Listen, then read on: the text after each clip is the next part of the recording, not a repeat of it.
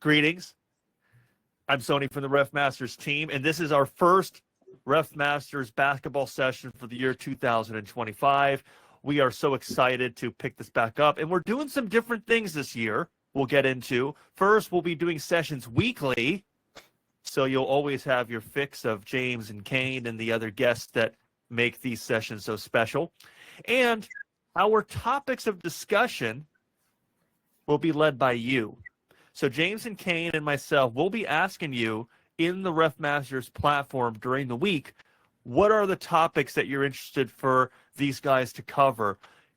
Share your plays that you're interested to dive into further. And then James and Kane will take that and we'll use it in the upcoming film session. We're doing that because we know that your needs change depending on where we are in the season, where we are in the year, and we want to tailor this curriculum exactly to what you're looking for in that specific moment. So do be sure to continue to engage with us in the app. We had a couple of people raise some topics for discussion, and I guess we'll start right with that. So I think what we heard back from folks on was we're coming into postseason. We're interested to talk about the preparation needed to succeed in the postseason. What are the things that we should be keeping in mind as we enter this point of the year? And then also had a request from Takara Wade. Shout out to you, Takara. Love your involvement in the platform. She asked about blind spots and unusual plays. Thank you. Blind spots and unusual plays. So that's what we're going to be talking about today as it pertains to this preparation for the postseason. James, kick us off. What are some thoughts top of mind that we should be thinking about before we jump into film? Well, first, I'd like to say to all my Canadian friends, we Americans, we still love you.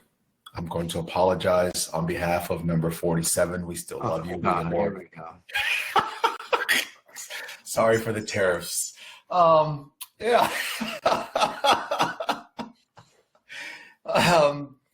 So we're talking a little bit about help plays in the three-man system, three-person. I should say three-person system. In the three-person system, there are a lot of holes, and it helps us when we know where those holes are, so that we can assist our teammates, our partners on that floor, so that we can have the optimal coverage on the floor. That's the first topic, and we're also going to talk about, to your point, postseason. How do you prepare for your conference tournament games, the state tournament? If you're in college and you work in the second round, first round, whatever the case may be, how do you get yourself mentally ready to go to do those games? Because as you know, in high school and college, it's a one and done thing. There are no best of seven like we have in the pros. So each of your games are essentially game sevens. And so things are magnified, and we want to give you some tools, some thoughts to help you prepared to be ready to go when you step out onto the floor.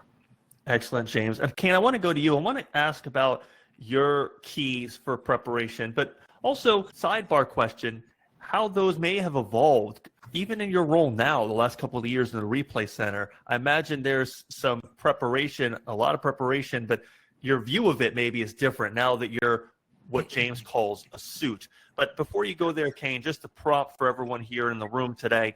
Let us know in the comments what questions you might have as it pertains to prep in the postseason. We want to hear your questions, want to hear your comments. Do let us know. But Kane, I'll pass it to you before we jump right into film. Preparation for the postseason started from your very first game. Yep. That's when it started.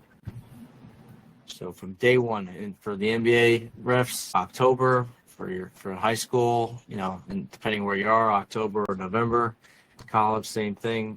It started from your very first game. It started in your rules prep prior to the season. And then when you walk out on that court, you are prepping for the playoffs. Everything you do, every game you work, all season long, you are building habits. So if you aren't disciplined and you are not taking those games seriously, you are not prepared for the postseason. There's nothing you can do to change it right now because you've developed bad habits all year long.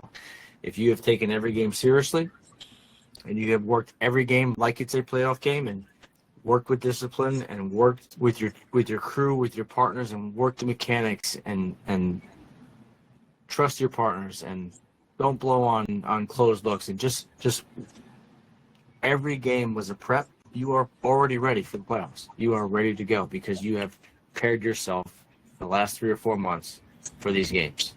That's where I'm going to start my rant. That's really good. He's spot on. You don't start prepping for a marathon to run it 2 days before the marathon. You can forget about it, right? The season's a marathon, and it takes months of preparation, just like Fitz said. He's spot on. Yeah. Although it was a little like, wow, damn, if I'm not, there's no shortcut here, I guess, right? So if you're coming here looking for a shortcut, I guess look elsewhere. We say RefMasters is the Harvard of officiating.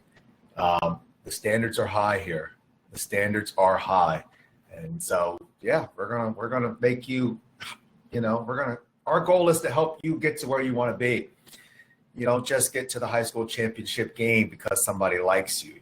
You get there because you put in a lot of work, a lot of hard work, a lot of tape breakdown, a lot of self-critique, a lot of times in those books that are boring to read. That's how you earn those plush assignments. You earn it so that when you're out there, you are prepared and you are ready to go. And absolutely. Martin, you were fired. We did bring you back. You kind of redeemed yourself. But I just want you to know we have high standards here. So, and shout out to Malachi Moore, MLB umpire. We love how at RefMasters University we've got football, basketball, and baseball, more sports to come. It's always cool to see our pro sports officials checking out other sports. And there's so much to learn about the similarities and the differences between how we officiate in these different sports. Really good stuff. But yes, no matter where we are, we're always run the game. Love that reminder, Malachi. Let's jump into some film. I will share my screen, and we've got a postseason prep intro clip here, James.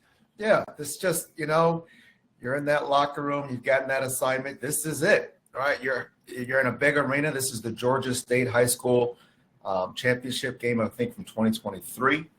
You don't normally play in arenas this big, right? So they're at Macon Coliseum. If anybody's familiar with Georgia, Macon, Georgia, Central's part of the state. It's okay to be nervous. If you get on this call and you say, oh, I'm not nervous, I'm ready to go, I'm already going to call you out because you're lying. You're absolutely lying. Every playoff game I work all the way up to the finals, there's nerves in that stomach, right? That's just human nature. And what calms those nerves is our work, is our prep, is the fact that we have done what we know is necessary to be really well prepared for when these plays are going to start happening at a little faster pace in the playoffs. Each possession matters that much more than they do in the regular season. And so we just want to get ourselves off to good starts, right? We always talk about RefMasters from Ron Garrettson always says, love your first whistle. It's so important, right? Love your first whistle so that you can get yourself and the crew off to a good start. So this is just a little precursor to that. You're normally not working in these type of arenas during the season, but now you're at the big time. You're at a big arena. There's thousands of people in the stands. Are you ready for the lights, the bright lights? James, can I ask you a question? Do you have some sort of routine that you go through, and whether it's when you arrive at the arena to your prep on the court, to the self-talk before the game starts? Absolutely. I have the same routine from October to however long the NBA allows me to work. It's the same exact routine every single day. And it just keeps you centered. And not only that, but you have a lot of decisions to make as a referee or as an umpire. They said Steve Jobs, the reason why he wore those black turtlenecks is because that was one less decision he had to make throughout the course of his very crazy, hectic day as a CEO of a multi-billion-dollar corporation, right? Where you're going to be making tons of decisions each day. A referee is the same. So if that routine allows you to minimize how many other decisions you've got to make, and so that you can really get focused on the work so that you are ready, you're mentally prepared when that ball gets tossed up. Yeah, that's he would refer to that as reducing cognitive load. So that's exactly what it is. Yeah. Reduce that cognitive load. You're trying to free up that brain power, right, for other more important things. And routine helps you to do that. Yeah. Yeah, that's so important. It's so important come playoff time to have a routine that you've practiced and stuck to throughout the season. It'll just give you peace of mind as you're going into that important game. I want to get into our first kind of true film scenario of the session. Bobby did put something in the comments about reffing the playoffs, the semis, and the finals, whether that's different than in the regular season. One thing that came to mind, maybe you could speak on this. I imagine that it must be a challenge when you start getting into, at the professional level in the NBA, the postseason, where you have a series, you've got teams playing against each other multiple times. Maybe the prep for that, is that any different, or is it a matter of how do I, when we talk about keeping consistency on both ends of the floor, is it a matter of keeping that consistency among a series where two teams are playing each other and maybe it was a different crew that just worked the last game and now you're up? Interested in your general thoughts on that as we transition to our next play. Yeah, there's definitely some more, homework that you have going into, if you're coming into game 3 or 4 of a series, you better have watched the games 1 and 2 or 3 prior to working that game. You need to know what's going on because it helps you make better decisions with the gray plays. You know what decisions have been made in the past, so you can be consistent not only throughout the game but on a game-to-game basis within that series. So you got to do your homework. You got to know your league. You got to watch the games. You have to understand what the referees have done prior to you in the gray plays. And I have to stress that we're talking about making decisions in the gray, not black and white. Black and white, black and white. Those are plays that you referee with your eyes closed. It is what it is. There's nothing. Doesn't matter what happened on the previous play or the previous game. This play is an offensive foul, and it is what it is. Those are not the plays we're talking about here. You're studying the game. You're doing your homework on the previous game, so you make good decisions in the gray. James, shall we jump into this postseason prep one? I have nothing to add to that. We can get to the clips. So this here, if you watch, women's college basketball, this game just happened a couple of days ago. You have Texas versus South Carolina, right? "Quote unquote, big game." So this is the very beginning of the game, right? And so I want to highlight something here, and hopefully it's a little choppy on my end, Sony. I'm on my laptop, so don't yell at me. I don't know, Kane, can you see this well, or anyone? Can you guys? I mean, I'm picking up. It's not as clear as like when we do what's the other platform? But I mean, I could see it. I guess it depends what type of concept you're trying to Yeah, so here. It's about, everybody is ramped up, including the refs, right, as a game gets started. And so we, again, want to love our first whistle. That's extremely important. These possessions matter. One of the things we try to teach is that your decisions matter. So we have to be as solid with our decisions as we can, whether it be a call or a non-call. And so can I tell you to pause it in a moment here? Pause. You go back? Yeah. Just a hair. So as you get into postseason play, you can go forward. Forward. Pause on the spin right there. Come in another tick, if you don't mind. Sure. Pause. Perfect. Kane said, what you do in November, December, you've been doing it for a couple of months now. These are the habits you build. And these habits will present themselves on the biggest stages with the brightest lights. And so whatever you've been doing for those months is going to rear its head here when the bright lights are on. And so big game, it's probably a sold-out stadium here, and we have the first whistle of the game. And what do we see with the first whistle of the game? Just drag it forward, Sony.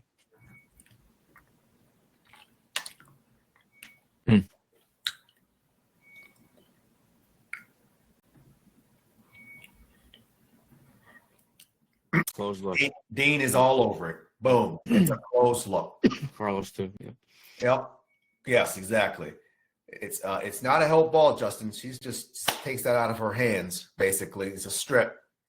But look at what our center official has. Look at that look. This camera view that we have right here is the center's look. He is looking dead at it, and he sees that this defender gets her hands on the ball and strips it out of her hands. Right? And so, because our lead is not disciplined, we end up putting a foul on someone 20 seconds of the game that's not there.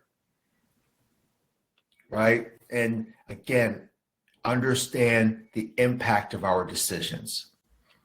Though when you are in one and done situations, if this were a tournament game in March or April, these things matter. It's what we sign up for as umpires and referees. It's just, we are asking for the smoke.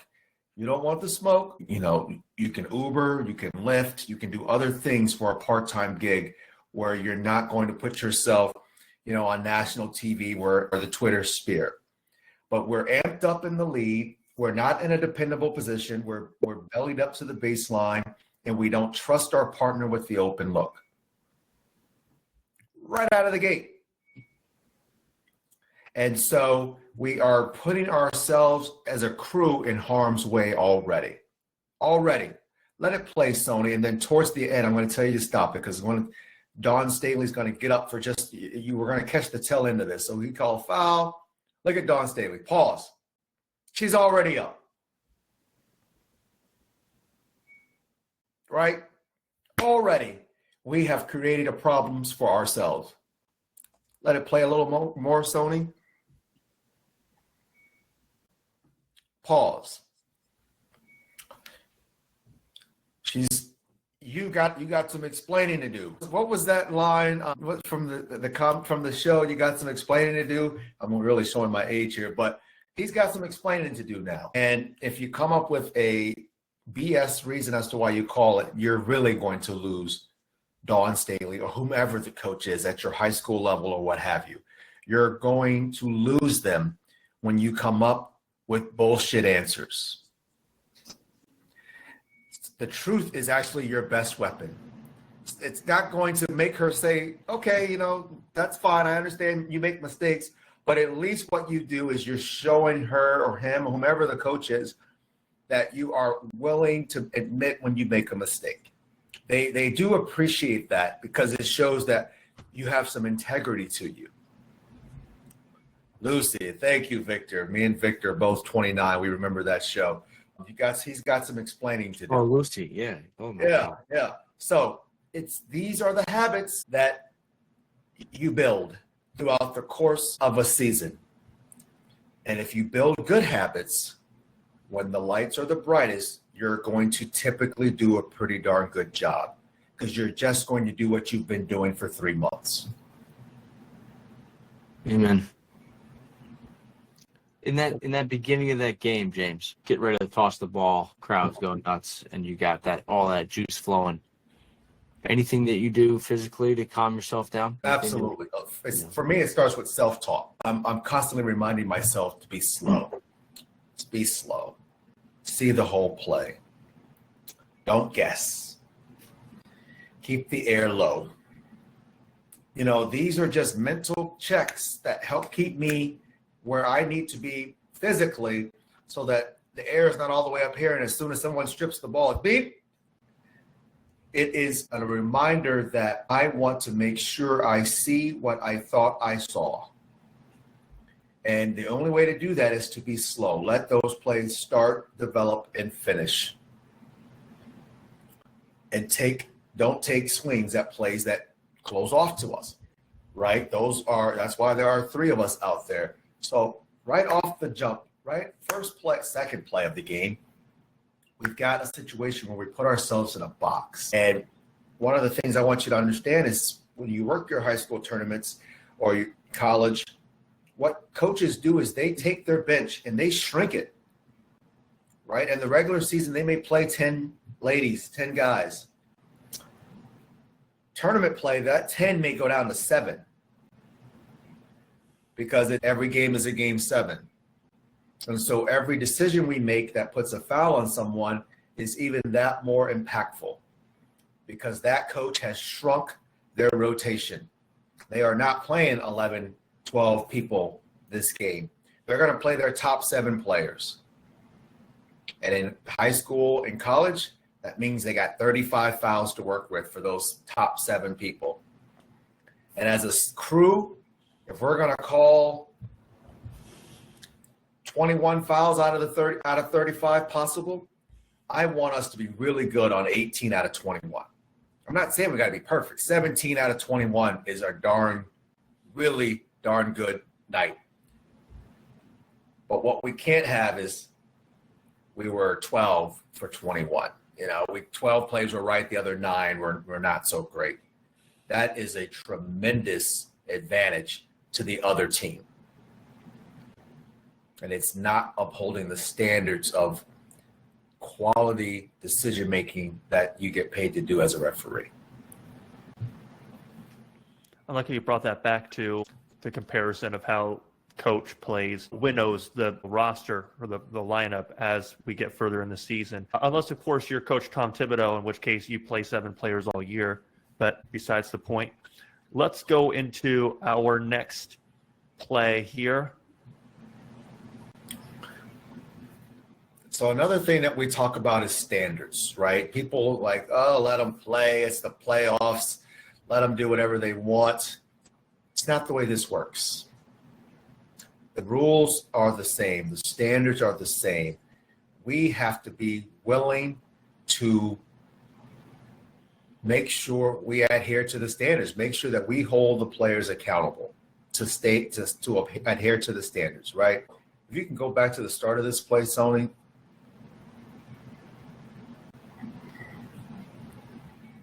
Pause. You can go back a little bit as the dribbler's coming our way. Yeah. Pause. You have to make a decision here, right? As far as, is this a defensive foul? Is this nothing? How's the screen, right? There's a lot going on here that really requires the trail and the center to be involved here. That's a decision you have to make. But if you determine that young lady puts her hand in the chest of the dribbler and affects her speed, quickness, balance, and rhythm, then you have to call a foul. This is not a situation where we adhere to what fans and coaches and players think, oh, just let them play. You hear the old adage, no one comes to watch you ref. Well, if we're not out there, trust me, it's going to become a fist fight. And so you have to uphold the standards. And so part of it is the play calling there. You think it's marginal, fine, so be it. But I really want you to focus on Dawn Staley here, the coach.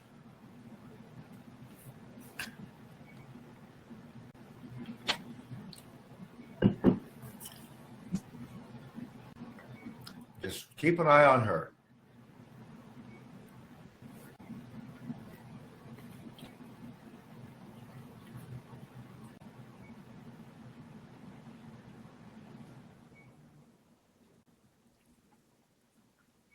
Yeah. What do we see there with the coach in the chat? What do you see?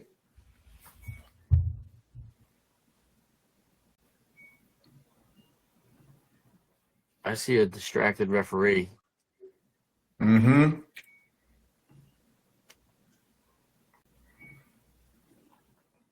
What I'll also add in there, what tells me that the referee is distracted? Mm-hmm.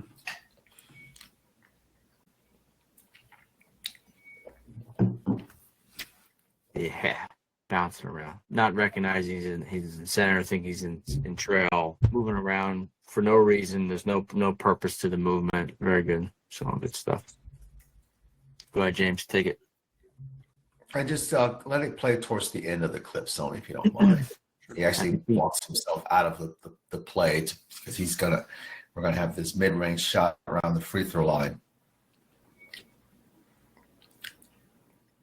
Pause.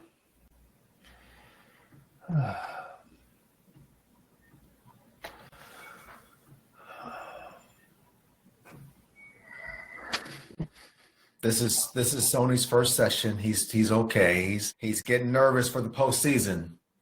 Just having kidding. a little issue here. What as he gets to the end of this clip, you will see that clearly we are not in position in the center to referee this play here, right there. Right, we are totally out of position here in the slot center position. So she is really, when the games are one and done, as they are in your tournaments, coaches are also going to be amped up, and they are going to be doing whatever they can to get whatever advantage they can possibly get. And this is where we say standards apply. The standards of play calling still apply, and the standards of how you manage players and coaches also still applies. Just because this is a game 7 does not mean we are going to allow coaches to act and behave in any way, shape, and form that they feel that they can, because it's the tournament, right? You still have to do the RefMasters run the game. You have to run the game. And so if you look at that interaction the entire time, the person who's running it is the coach. She's running it. It's clear she's running it. But we as officials have to make sure that we don't allow people to go beyond the standards of decorum, professionalism, sportsmanship. That also applies in postseason. And you have to be ready for that. It doesn't mean every time somebody ask about a play or they have a reaction about a play that we're jumping down their throat. I'm not saying that, because that's going to happen. They're going to be amped up. But what we can't allow is just constant complaining.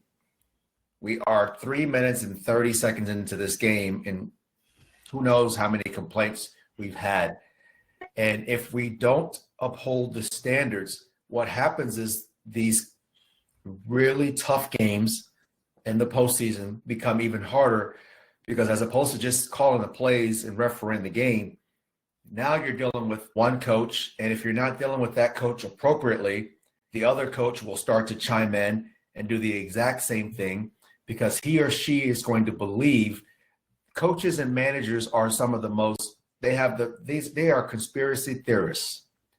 Like, these people truly believe that if you sit down there and talk to a coach for 10 seconds, that coach is getting in your ear and they're going to get an advantage. Well, they're going to do the same thing on the other end. They're going to want that same time with you, because they are so paranoid that the other coach is getting an advantage.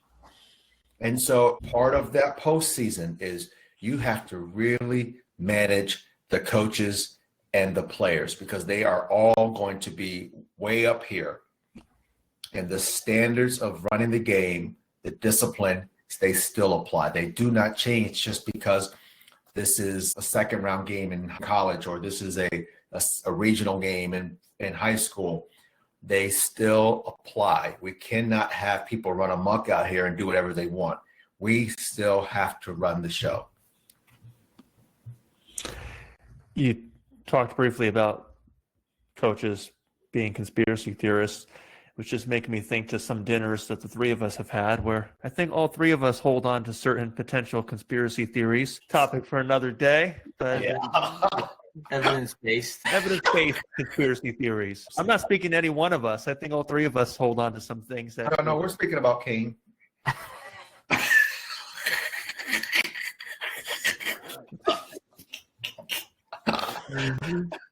Weak spots, of which I can speak to a lot because I've been the weak spot in terms of running the video in this session so far. But let's turn things around in the second half of this session today. Let's play this first one from Takara. 1 second, just as I spoke too soon here. Let's ask a question in the chat right now. We've talked about weak spots a little bit before, RefMasters Basketball. There's I think maybe 3 spots, Kane, 3 or 4 spots that come to mind.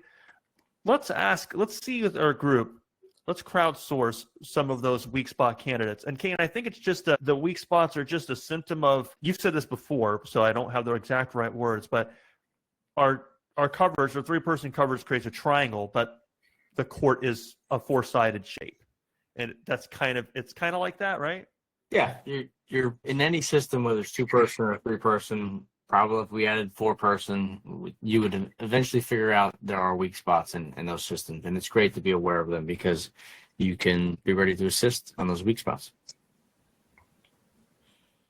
Let us know in the chat if you've got a good sense of what those weak spots are, if you can list those out. But let's take a look at this first clip here. We'll get us started.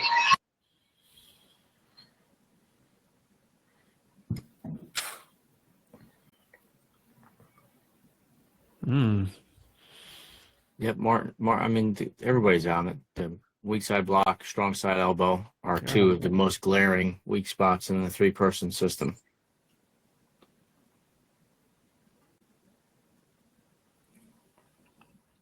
Pause, Sony. Yep.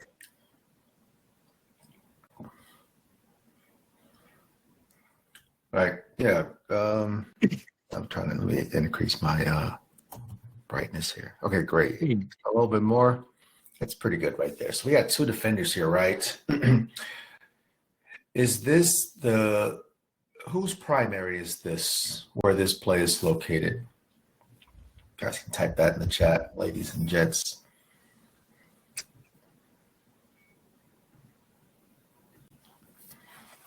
Right. Everybody's all over it. This is by the manual at every level, high school, college, pros. This is a center primary play.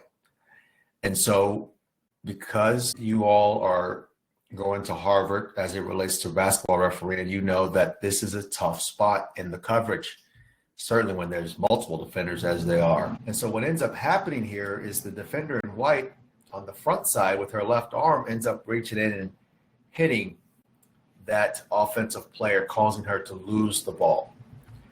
So when you know the weak spots, does the trail have any engaged matchups that he should be aware of right now? Eric Lewis cannot answer any questions on this. Yeah. None. Yeah. Eric should be on with us. Yeah. Can we bring Eric on? Yep. There are no matchups for the trail to be aware of. None. They have 0 engaged matchups in their primary. Absolutely none. And when Eric comes on, I'm gonna give him a shot. Because I went to DC the other day. Shoney tried to do dinner with him. You know, he stood me up. So that's okay. Big time. Well, big time. That's a lesson to all you folks. You think you make it to the NBA, you've made it. So there are no matchups for that trail to be involved or engaged with, right? They are completely free to help out. What's up, good brother? Is his audio on, Sony? Mic check. Oh yeah, you're good. Good to see you. My fault, brother. Good to see you. That's all right. Next time I come back, I'll still reach out and see if you want to go do dinner. You know. Please do. I know you're busy big time. So hey, feel free to jump in and add anything you want here. So again, that weak side block, where we need the help is if you know that that's a weak spot, then you can already actively be in help mode from the trail. Can you go back to that, Sony? Yeah, I can. Yep. Because the reason why that is a weak spot in the system, because it's the lead and the center, those 2 people they have the inverse looks at plays. So what the lead has one look, the center has just the opposite of that same look. And it's the trail who, if we could draw a line from where he is around that 28-foot mark, just has a clear open look at the left arm of that defender when she reaches in. I mean, it's when you are engaged and you know where to look, it's the easiest person to see this play is the farthest one away, because he is open to the point of contact. Okay, so knowing that weak spot, as you guys said, a lot of the weak spots go down the center lane line. And the reason why that is because, as you can see, center stands at the free throw line extended, right? That's our dependable position. So the way the system is set up, you are looking east-west. When plays go down the center lane line, they are going north-south. So there's a built-in closed look based on how you're standing and in the direction the dribblers and defenders are going. And so a lot of the weak spots occur down that center lane line, and they require a really active and engaged trail. And so on this particular play, if that trail wasn't engaged and he was active, we would love to see him come and help his teammate here so that they can get this obvious foul. Now, it requires a higher level of understanding, right? Because if we're just thinking, well, that's not my play, it's not my primary, then what we're doing is we're putting our partner in the center position. We're really putting them in a tough spot. We're kind of hanging them out to dry on their own. And we have to all three be, kind of dug in there and be willing participants, being willing to help so that we can make sure we get plays like that are obvious.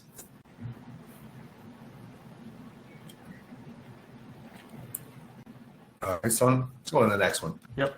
Just playing it again. Tariq had asked to see it once more. Okay. Now, this is a little different. No, this is a little different because we're going to have a transition play, all right? So most of the time we talk about weak spots, we talk about in the half court set. This is not a half court set. What's the weak spot here?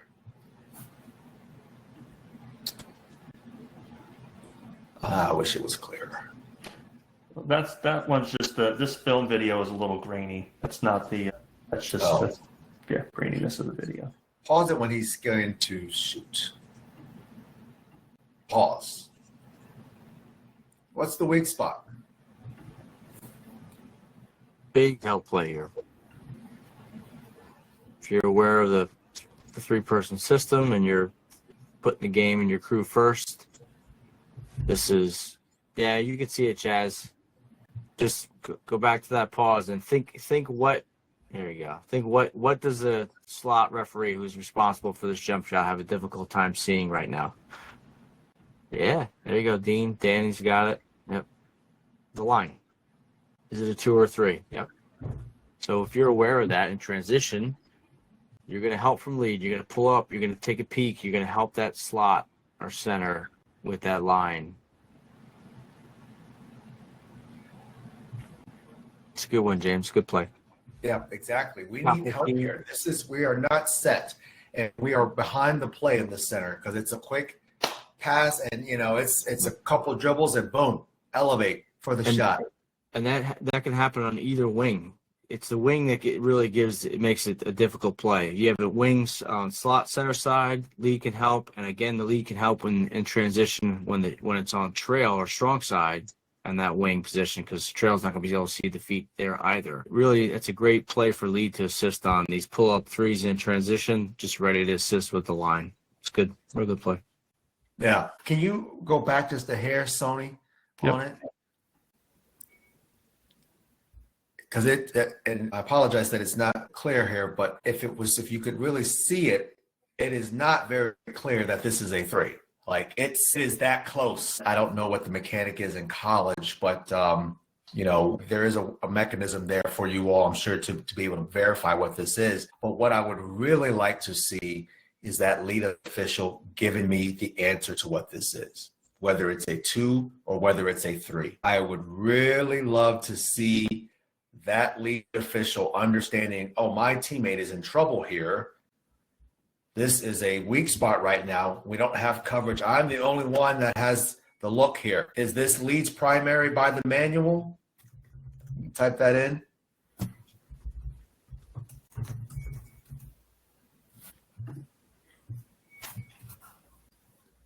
Exactly. It is not, right? This is center's position. This is center's responsibility, center's primary. And so the manual can only kind of give you, the mechanics are there for, it's a guideline. But then once you do more basketball, once you referee more, once your understanding grows, your growth grows, you start to learn where the holes are and you know where you're needed. Our boss says that all the time. Where am I needed? The lead is needed on this play to help his partner in the center. So if that lead is giving a 2 or 3 signal, then if I'm in that center position, I'm like, oh, thank God. All right, cool. Because I don't know. There's no way he's going to know what it is from where he is. And so we need help. But we don't get it. And so now you kind of, again, you leave your partner hanging, right? And we don't want to leave our partners hanging. We want to offer assistance to our partner so that we can make sure we cover the floor. Elu, anything to add in there? All good. All good. All right. James, shall we go to the next one? Yeah. Awesome. Here we go.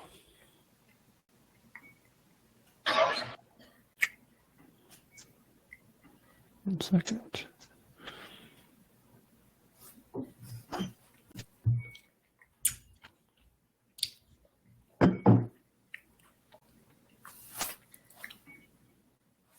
Share it again. Make sure you can see it. Who's primary on this play? Let us know in the chat who's primary.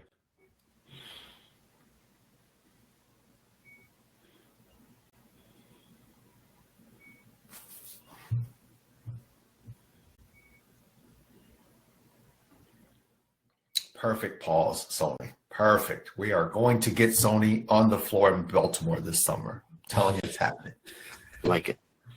It's happening.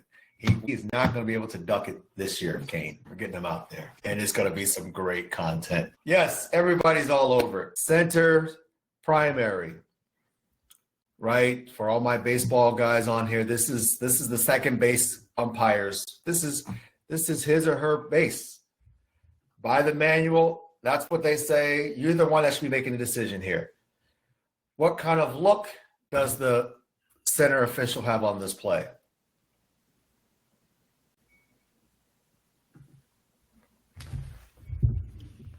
Closed.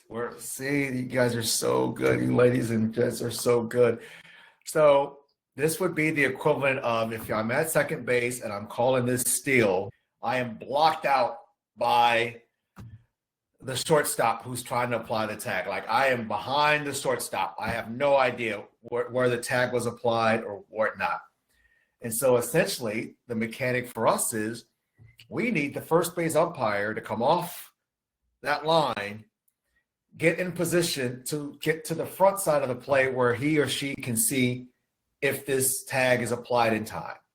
Basketball, we need that trail to get off that sideline to determine whether or not that defender is in a legal guarding position. You move 2 steps to your right, that play opens up so much better for you in the trail. Right? And again, I'm going to harp on the point. It's plays that go down center lane line.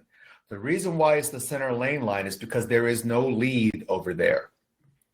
If we put our lead on the other side of the floor at the S in Hawks, would the lead have an open look at that play? Yes or no? Yes, he absolutely would. If we put the lead on the other side of the floor, S and Hawks, you see this play all day long.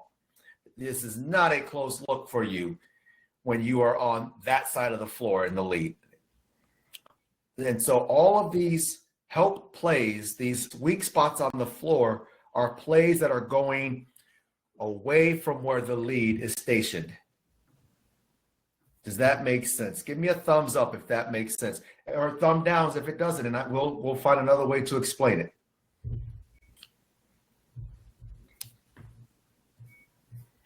It is making sense. The weak spots typically involve plays going to the hoop, down the center lane line, on the side of the floor where the lead is not. That's when we need that trail, that first base umpire to come out onto that floor and be in help mode, knowing where the weak spots are in the coverage. Look at the center official. He's right behind the kid in gray there. He's trying to do the best he can to get a look. But no matter where he goes on that sideline, he's going to have the same exact look. It's not going to change for him. As a matter of fact, if he continues to go low, it's going to get worse. So we need the trail to go back, Sony, to as this play is developing. Right here. Pause.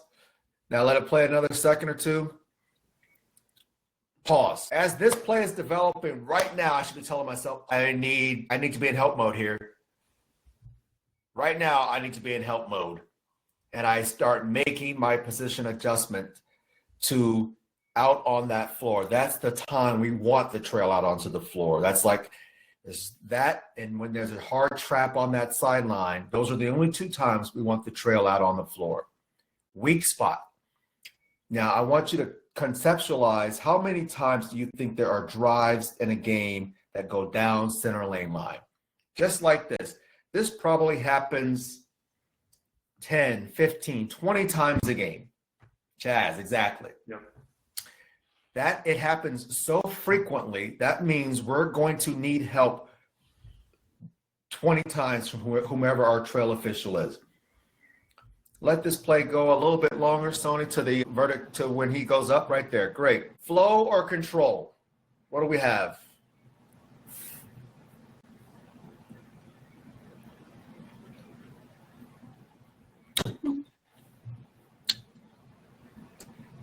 We've got a couple controls. We've got a few flows. We got a lot of flows. What say you, Elu? Is E with us still? Yeah, I'm here. I'm here. You play the playback for him, Sony. Flow or control? Call or no call?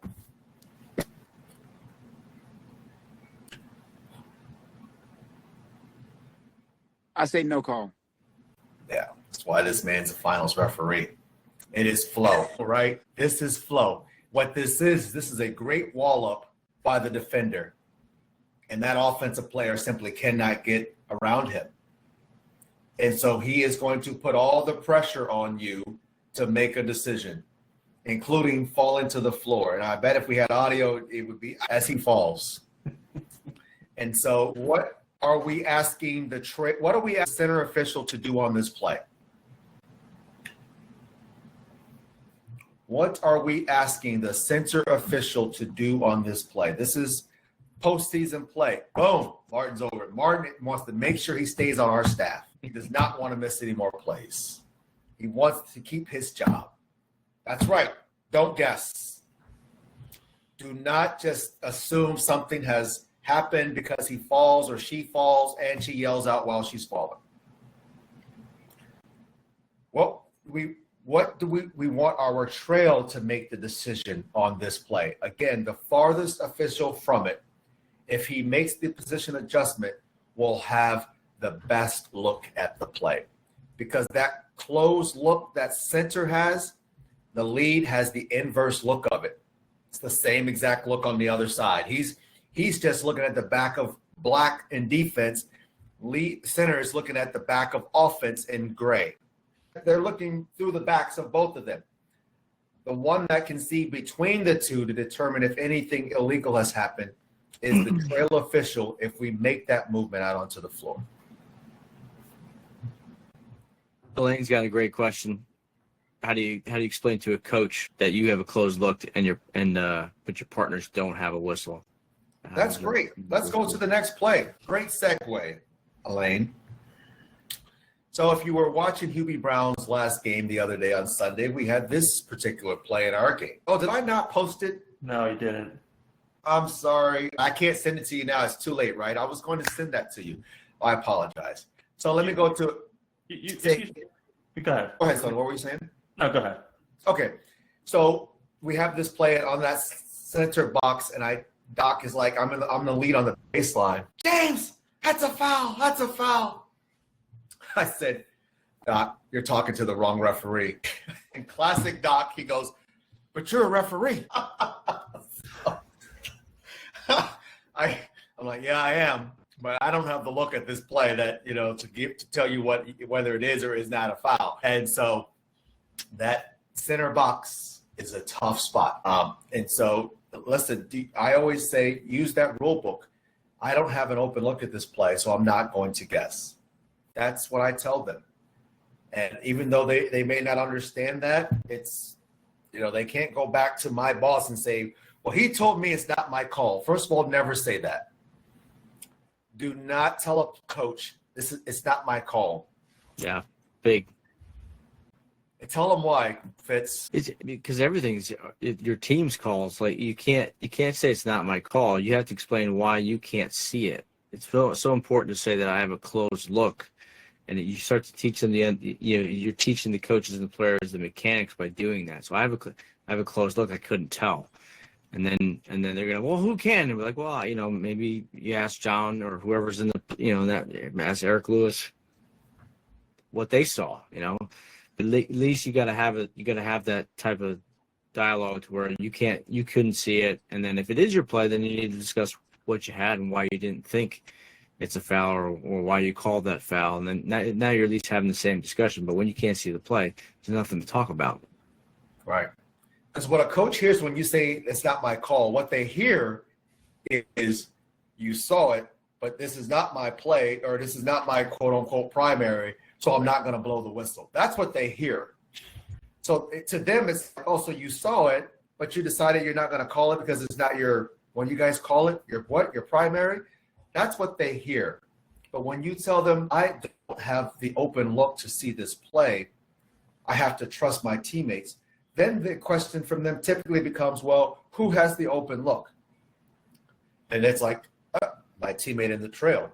Now it's up to your teammate in the trail, hopefully that they're doing their job to say, yeah, I had a great look at it. I have the defender legal verticality on that play. But if your teammate in the trail tells them, oh, I wasn't looking there, now we got a problem.